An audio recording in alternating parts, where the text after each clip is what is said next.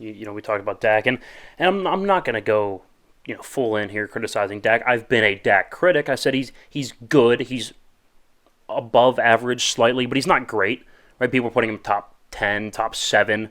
He's not that level quarterback. His career passer rating ranking is 17th in football. Like, let's be real here. I think this year it's like 15th. Like, that's exactly what he is. He's about the 16th best quarterback in football. People think, he's anywhere between 8 to 12. I think he's closer to anywhere between 14 and 17. So, that puts him, right about there. I've said Dak is good. I'd take him as my franchise quarterback. He's grown up. He's mature.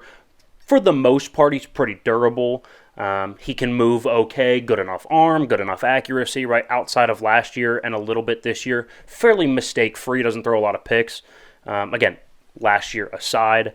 Not special, but good, not great. That's where my issue was. He was never a top 10 quarterback, right? So, again, that's besides the point. Let's look at the numbers, though, when they ask Dak to be more than he is, right? Let's say, hey, Dak, we're trailing, the run game's not hitting, that the defense is on their heels, much like they were Sunday, right? Giving up, I think, like 6 yards a carry to James Conner in that offense. Josh Dobbs is running the football. Dak, in that situation, can you throw 35 times? Can you just get us back to the plane with a win? Doesn't have to be pretty. Can you get us back to Dallas with a win? We'll take it.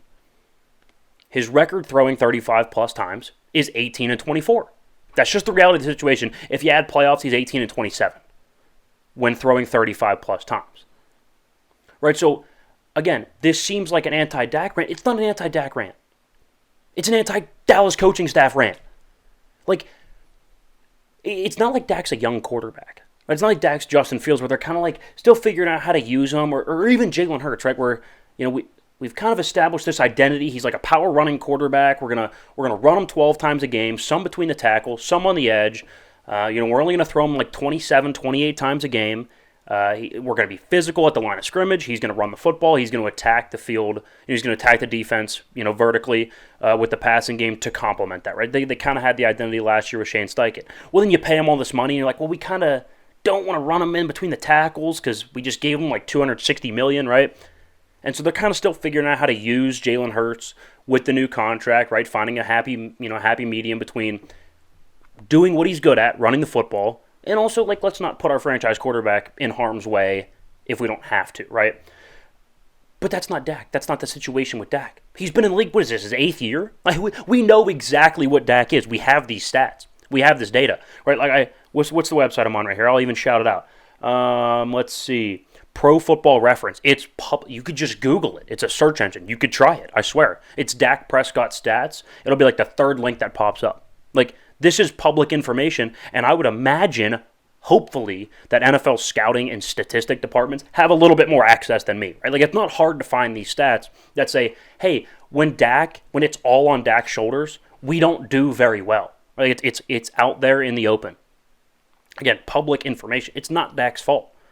You would never be like, hey, Derek Carr, who, by the way, is like 12th in football history in fourth quarter comebacks. Everybody hates Derek Carr, but he's like, I don't know, really good. Obviously, he got hurt this weekend, but that's besides the point. Nobody's like, hey, Derek Carr, go throw 40 times and expect us to win a lot.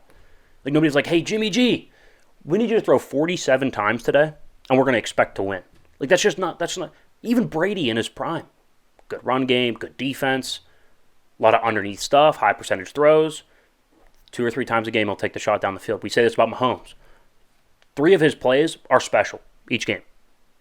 Like, the other 27 completions, checkdowns, screen passes, slants, quick outs, good, simple reads to get him in a rhythm and keep him successful. And Dak throwing, what, he throw 40 times this weekend? That's not the key to success. That's not how it works. And I know, I don't think Ezekiel Elliott was the key to the offense. But I think having a physical bell cow back is what this offense needs. And I love Tony Pollard. But I think Tony Pollard's a really, really good complementary back. Out of the backfield, running some stretch plays, get him on the edge.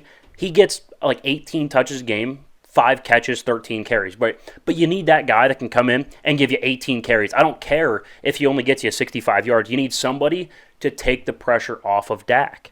And right now, I don't think they have that. Like I said, I like Tony Pollard as a big play guy. But we need somebody that can run in between the tackles 18 times a game.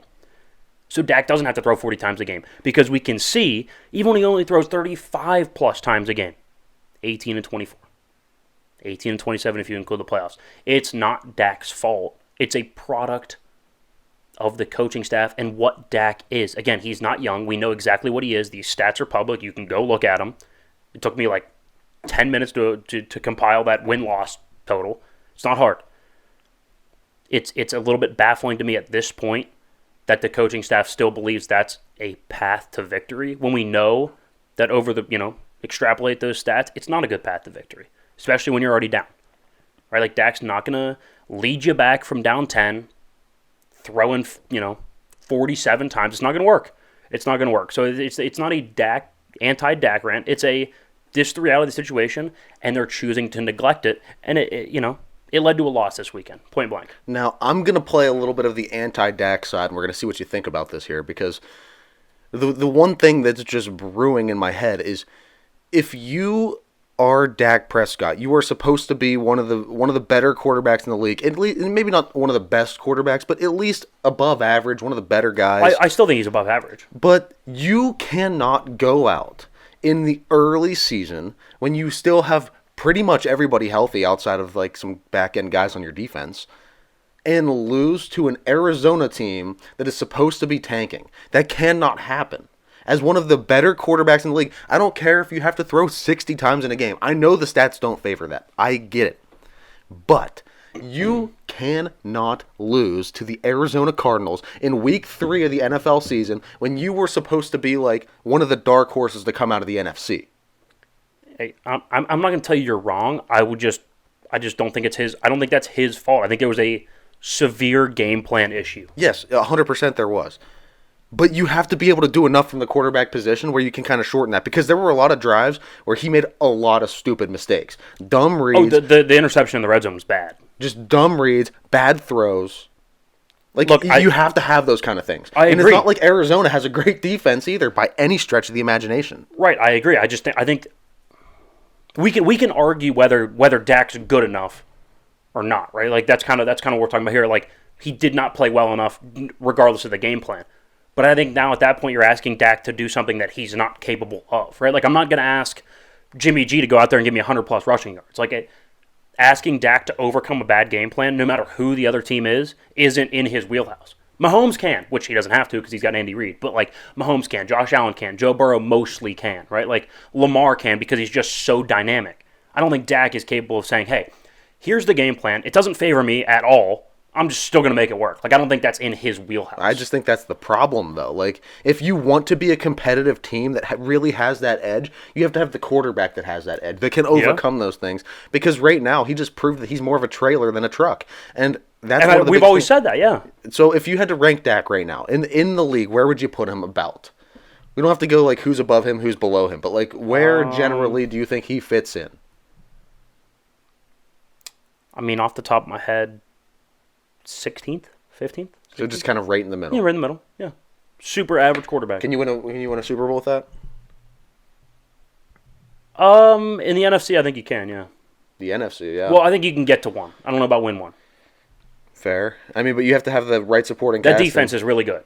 Like that defense. I mean, they didn't look good this weekend, but that's a good defense. McCarthy, his seat's getting a little toasty. And let's be real here. So, I mean, like, yeah. You're not going to have the better quarterback in the matchup with Jalen Hurts, but the only other team in the NFC that you have to really worry about is the Niners, and you go into the game with a better quarterback. You could argue who's playing better at that moment, but, experience, guile, right? Like Dak, I was just curious. I don't know. Interesting. Yeah, very interesting. All right, guys, it's time.